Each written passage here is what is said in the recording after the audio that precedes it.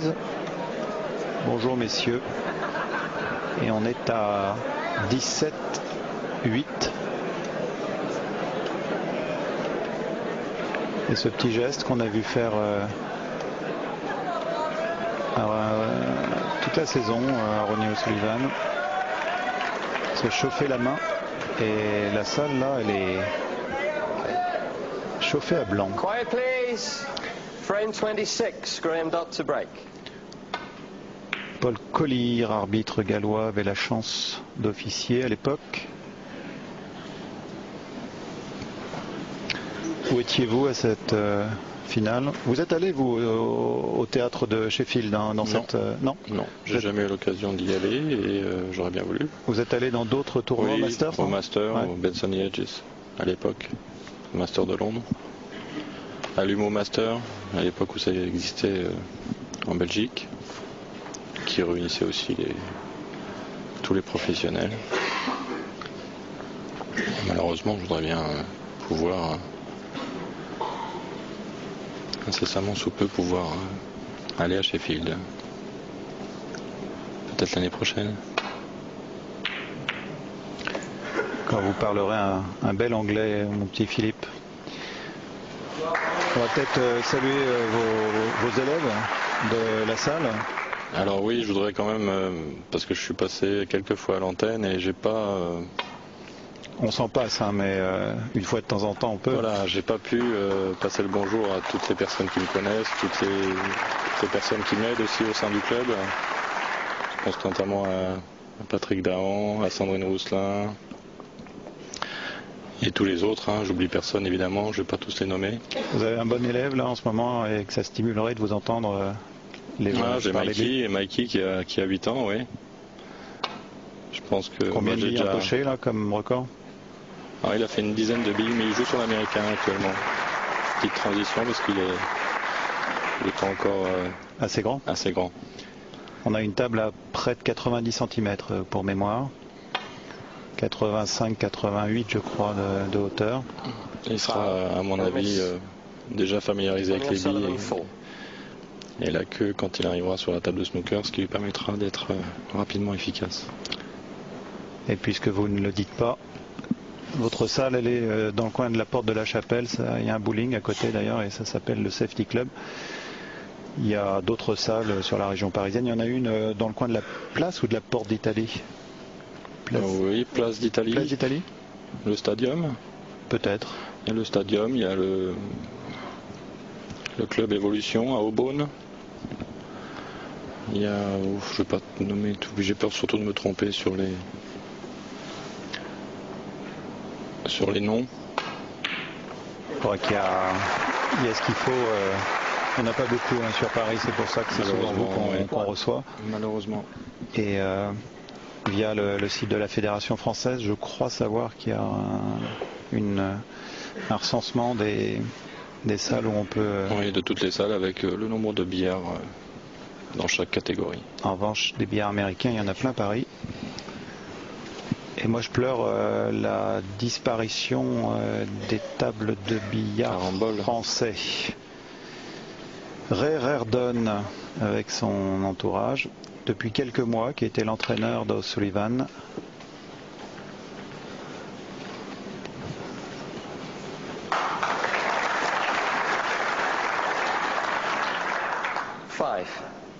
Tenue de gala également pour le public, c'est un grand moment. On était déjà le 2 mai à l'époque. 6. Ça va attiser la peine de tous les supporters d'O'Sullivan, hein, ces images, pour cette année bien sûr. Combien de temps il va se retirer du circuit? Ça c'est la grande interrogation de ces derniers jours. 13. À l'époque, on avait entendu dire qu'il allait aussi tourner un film sur le billard. 14. Avec des producteurs américains. Ça s'est jamais fait. Il y a beaucoup de choses qu'il a faites et qu'il aurait mieux fait de se passer, puis d'autres qu'il a annoncées et qu'il n'a jamais faites. Notre chère locomotive qui a eu droit à un gros bas de page dans un journal qui s'appelle le Journal du Dimanche ce week-end.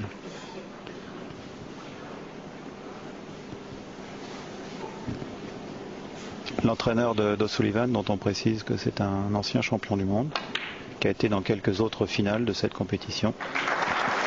Alors est-ce qu'on peut, dans les années 70, apporter quoi que ce soit à un joueur de snooker des années 90 et du 21e siècle? Bah, bien sûr, oui, il y a quand même la technique proprement dite, et puis même s'il y a une évolution au niveau du matériel, au niveau de la table, il y a toujours... un peu du règlement aussi d'ailleurs. Oui, du règlement, mais il y a toujours des techniques utilisées qui n'ont pas fondamentalement changé.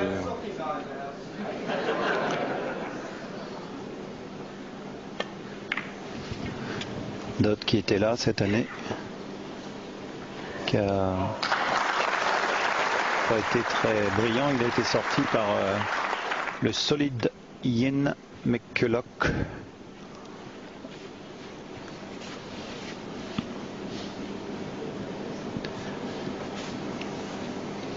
Et Dodd, il peut être content de cette finale parce qu'il était très mal en point pendant la saison 2003-2004. C'est le moment où il a dû changer de queue pour l'avoir cassé, tellement il était en colère du retour de l'Open du Pays de Galles. Ça, je crois que c'est la maman et la sœur de Ronnie O'Sullivan.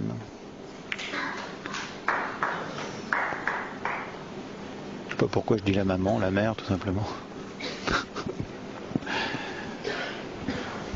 Ah là là.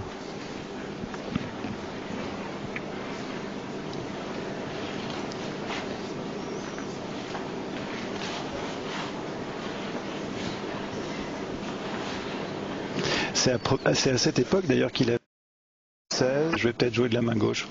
Ouais. Toute la saison qui vient. Oui. Du serre-tête.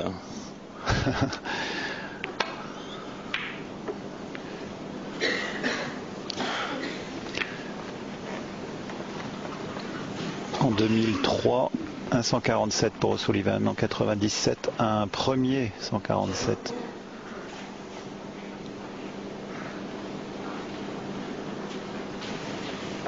Est-ce qu'on peut être neutre à l'égard de Ronnie O'Sullivan?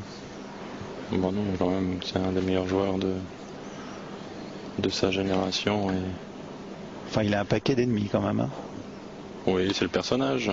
Son côté, chaud et trublion. Et généralement, de toute façon, tous les numéros 1 n'ont pas que des amis.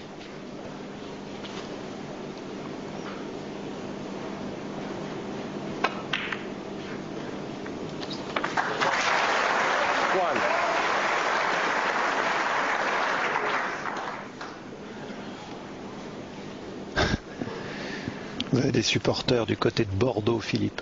Ah. Gauthier, alors il y a toute la famille qui est, grâce à vous, tenue en haleine devant le poste de télé. Nous ne quittons plus l'écran. Il n'y a plus qu'à installer une table maintenant hein, dans la salle à manger. 8. Karine de Valenciennes nous demande depuis quand O'Sullivan est professionnel. Depuis 1992.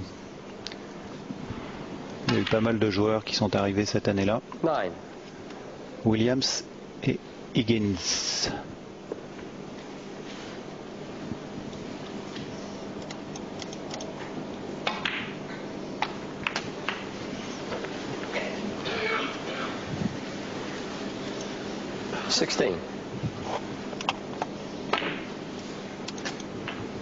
Quelle position et quelle facilité aussi, parce que c'était pas une position facile.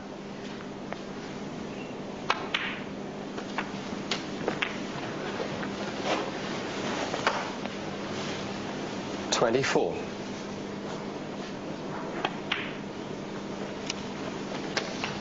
25.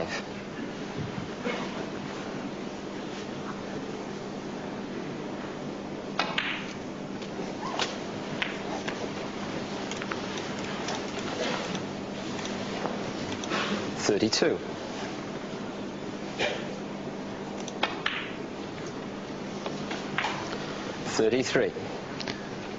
Il trouve son rythme.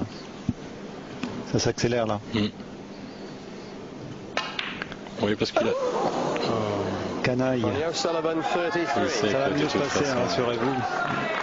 Ça va être son deuxième titre de champion du monde. Il y a 2 fois 2 catégories de joueurs parmi les professionnels. One. Ceux qui ont gagné ou pas le championnat du monde et ceux qui l'ont gagné une et plusieurs fois.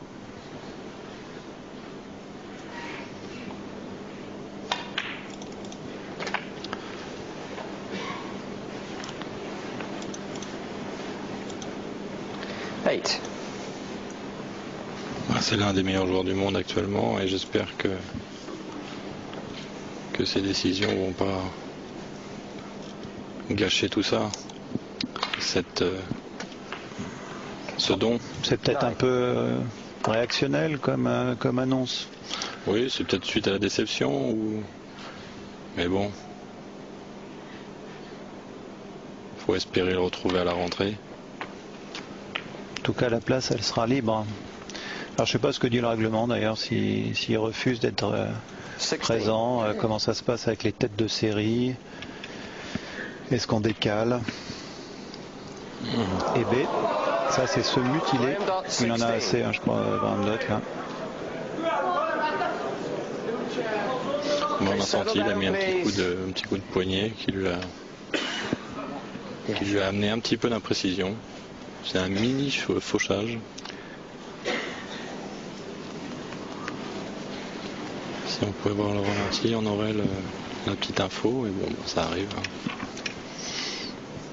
Je pense que là, de toute façon, il n'aurait pas pu résister très longtemps. C'est un battant, Dott, ceci dit, il a remonté quelques situations désespérées. Bon, j'ajoute que beaucoup de joueurs à ce niveau-là ont remonté des handicaps de score importants, donc c'est pas non plus un trait de figure. 7. Mais avec ce 18-8, il savoure déjà. C'est quand même une défaite forte. Déjà. Bah voilà, tranquille. Vous voyez, alors là on va le retrouver comme il fait à l'entraînement. Alors déjà qu'il est impressionnant avec la pression et toutes les difficultés, mais à l'entraînement il doit être... Alors, vous savez mon goût pour les statistiques, il y a eu une défaite 18-3, une autre 18-6, pardon, et entre les deux une défaite 18-5. C'est la 4e plus sévère défaite depuis 1977. Mais Dott, c'était quoi, sa première finale, je crois. Lui aussi a le temps de concentration, d'inscrire son nom sur le trophée. Alors ça, je crois que c'est sa mère. C'est sa mère.